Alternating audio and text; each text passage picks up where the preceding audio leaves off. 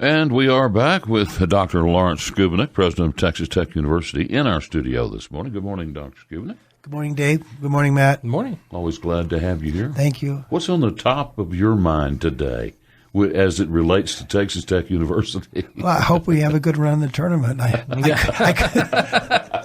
couldn't imagine what else you're referring to. I want to ask you, now, I've been watching the Texas Tech, and I've been absolutely impressed with how they've been playing these top, even 5 teams. I mean, they've only been losing by 3-4 points. I mean, it looks like they just need just a little bump, and they could be a top 5 team. Well, Matt, I imagine if you said to Coach Beard, you're only losing by a few points, I don't think he's going to take comfort in that. He doesn't have to take comfort in it, but the fact is that you're talking about playing Kansas and only losing by, 4 or 5 points. You played Baylor and only lost by 2 points. And I mean, these were the last few games you played, and you've played them over and over and over again. I mean, you've got a team that has been playing almost all top 25 teams. I mean, they've played some that have been lower tier, but they've been playing top tier almost the whole season. And when you look at the fact that they lost 4 overtime games, they're right there. And they could do really well in the Big 12 and beyond. And it's really good to see how the Lady Raiders have done so much better this year. So yeah, and I think that was a surprise for a lot of people. It started out and they were undefeated, and you're like, I thought they weren't supposed to be that good this year, but they just kept going and going. Yeah, that was pre-conference, and of course, but but still, Coach Stallings has done a great job. And then there's always baseball, etc. And we're rated number 2 right now, aren't you, in baseball? There's a whole handful of polls, but they were in one, and then track did very well in the Big 12 indoor, et cetera, et cetera. And then there's that coronavirus thing. Well, I know that you canceled some travel over spring break because of the virus. So 2 days ago, we issued a most recent communication in which we did cancel planned student excursions over spring break. We're going to hold off until later this month to decide what to do about Maymester and summer study abroad. We have around 1,600 students that are scheduled to do study abroad, and the implications of canceling that are pretty substantial in terms of costs that have already been incurred for flights, hotel reservations, our partners that help organize those events. But we have almost daily conversations about what to do should we get to the point where we feel we may have to cancel face-to-face instruction, as some schools are doing. So these things change on a daily basis. We're in close communication with Chancellor Mitchell, the other components of the system. And one thing we want to do is make sure we have a kind of consistent and coherent message, so one school's not doing something totally out of line with the others. Well, the thing that comes to mind, of course, there's so many, and I'm sure you can tell us how many students come from overseas, from other countries to Texas Tech. So we have around 3,000 international students at Tech, and some of those probably come from some countries that are heavily endowed or have a lot of this virus. Well, so China's the second largest population of international students. After India. Italy's down the ways a bit. We had students in Italy studying. This semester, we had 3, and we brought them back. And they had to, self-quarantine because they were in, I guess that's a level 2. Yeah. Well, this has to be a great concern. It is. And we probably hear as much from parents as we do from students who have concerns about this. The other night, we had a town hall meeting with the students, and some came up to me afterwards and said, I'm going down to Houston this weekend. Do I have to self-quarantine? Well, we're not recommending that, but the question really is, what's the level of risk at which you should take some of those measures? What we're saying right now is if you're going to a country that's regarded as a level 3 risk, as identified by the CDC, you need to self-quarantine before you come back into the population. But this is a dynamic, evolving thing, and we just kind of have to deal with it on a day-by-day basis. Well, it seems to me like, and I've said this repeatedly, this is one of those stories that has developed a life of its own. And I don't think I think most people realize it's not as severe a situation as this being made out to be. Not to understate it, but. And I'm not going to touch that, Dave. Yeah.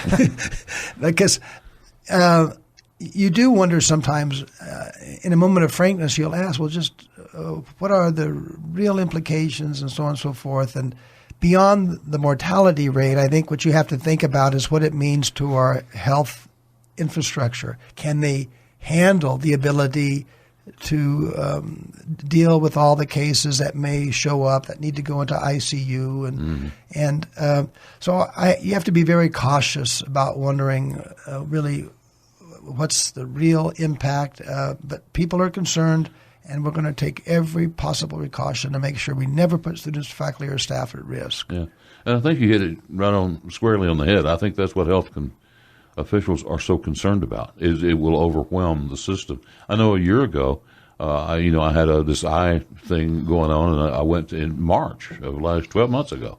Went into UMC, and I spent, if I recall, about 18 hours in an emergency room awaiting a room because the rooms were all full and overflowing with flu patients. Right. And it happens. And I suppose if you had this corona outbreak, if it got severe, there would be no place to put them at all. That, and the fact that I think you have to worry about what it means to the workplace when people don't show up. Exactly. And so there is a lot of concern and anxiety, and we just have to be communicating with the university community, let them know that it is one of our top. And you're priorities. talking about the possibility the possibility of having to cancel classes is very real. Right. And there are financial implications. As I was mentioning to you off the air, we've already looked at what it would cost us. That doesn't enter into our decision, but we're prepared to do whatever it takes. But you're talking millions of dollars to just reimburse those who've already invested in some of these experiences. That's why we don't want to rush to judgment, but we have to be prepared to do that if we think it's necessary. Let's take a quick break, and we'll come back with more of Dr. Lawrence Schovanec, President of Texas Tech. By the way, our text lines are open, 806-680-2790, if you have a question for the President. Back with more after this. And we are back with Dr. Schovanec from Texas Tech. We're talking off mic about Patrick Mahomes. I was just saying Texas Tech ought to send Mahomes a fruit basket. Maybe a great big fruit basket. I just don't really think he probably needs that. Well, it's you would show your appreciation.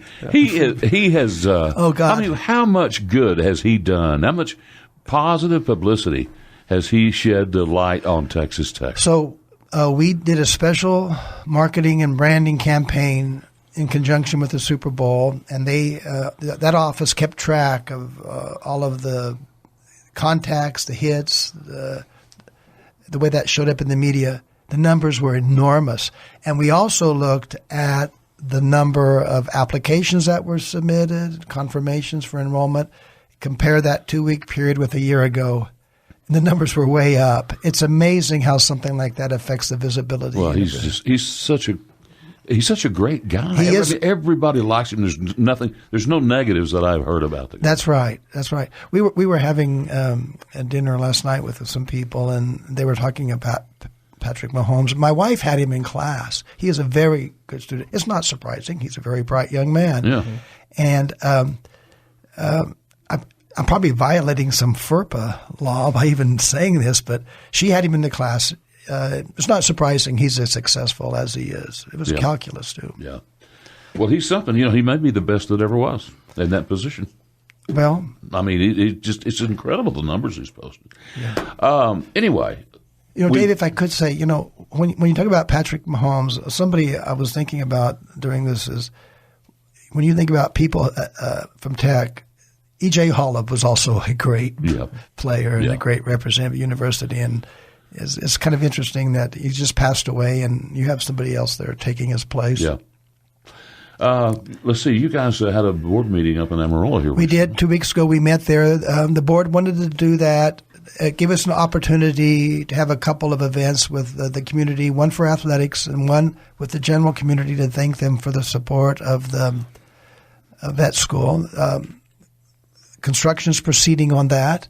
And the board also took some action that relates to facilities here on campus. They approved a design and planning stage for a new academic sciences building that we're going to build kind of behind chemistry, the science building there on the core campus. It's going to be about 180,000 square foot, a massive building. Wow. Primarily for teaching space, teaching laboratories, teaching classrooms. Our science facilities need a lot of work. That will also set into motion plans to give Holden Hall to engineering, move people out of Holden Hall over into the new academic sciences building. Weeks Hall is being refurbished on Broadway. That will be done this summer. People will be moving into there. So there's a whole range of things going on, kind of a domino effect when we get these things done. And then the board also approved the finish out of the east side of Jones Stadium.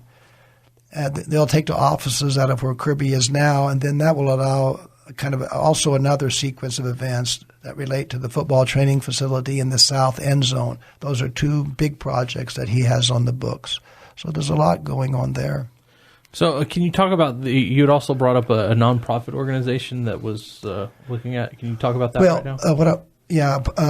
What I meant by that, Matt, was that we've been discussing with the board of our plans to develop some of the real estate we have around campus. One thing we're thinking about is how do we create revenue streams so we don't have to be so dependent on tuition dollars to fund our operations, and which also depends on continuing to grow. And so we're looking at the property on 19th Street across from Covenant. We issued what's called an RFQ, a request for qualifications. We've heard from a number of entities. So these would be P3s, a public-private partnership, to develop that property. We'd want a hotel there, and there would be other retail. A hotel owned by Texas Tech? It would be we'd probably we'd go into a ground lease, lease that land. We don't want to be getting into the business of operating the hotel. Right. And we've hired a firm that already did a market study. We've communicated this to the city. We've met with the mayor, so they know about this. We don't want to be at odds with what some of the plans in the city and downtown development. We're talking a few years out. It would be more upscale, maybe with an average daily rate of around $250. Where in the city, you're probably around $130 to $140 for the better hotels. And also, we're looking at the property over there on Indiana. We sold property to the Health Sciences Center for the Veterans Administration facility, but we retained about 300 feet along Indiana going north beyond 4th that we would want to develop as some retail activity that would complement what's happening there at the Veterans Administration facility. We had a meeting about 2 weeks ago with the new board for the 501c3 that we established, under which the Texas Tech Research Park will operate. And there's 30 acres over there just west of the Health Sciences Center, east of Quaker, that we'll be looking to develop as a research park. And so there's a lot going on in terms of the development of the real estate. It'd be kind of interesting to see what's going to happen. So if they did come up with this, is there any talks about having a partnership with the business school or anything like that to kind of, hotel, motel management, restaurant management, stuff like that? That's a good point, Matt. There would be a partnership with the RIM program, Restaurant, Hotel, and Institutional Management. Mm-hmm. They currently operate that restaurant, Skyviews, on University and 19th. That would be in the hotel. Okay. So we're pretty serious about this. We've been traveling around the state to look at similar facilities with the chairman of the facilities on the board. We've had these discussions with the Board of Regents. We want to make sure they have everything and all of our ducks lined up well, and we don't put the university at any financial risk. But we think there's some real possibilities in doing this. Well, and just to be honest, I think a lot of people coming into town for games or whatever would love to stay at a Texas Tech hotel anyway. And some of the themes that have been promoted by those with whom we visited capture that. You'd walk into that facility and you would feel that this was something that was connected not only to Texas Tech but West Texas. you would have West Texas cotton products and things of that nature. That'd be great. Neat ideas. Well, in the minute or so that we have left, you got an elevator speech? Anything you want to say? No, this issue with the coronavirus obviously is something that is dominating a lot of our conversation and our planning. But I think also beyond that, you kind of have to maintain a certain sense of balance and make sure life goes on. I understand it makes people very anxious and families are concerned, but they should always know that we're never going to take chances with the safety of the students. But it always seems like at a university there's always a new crisis. And this is what we're dealing with right now. Well, that about wraps it up. I'm so glad, always glad to have you out. Thank you, Dave. Thank you, Matt. Thank you.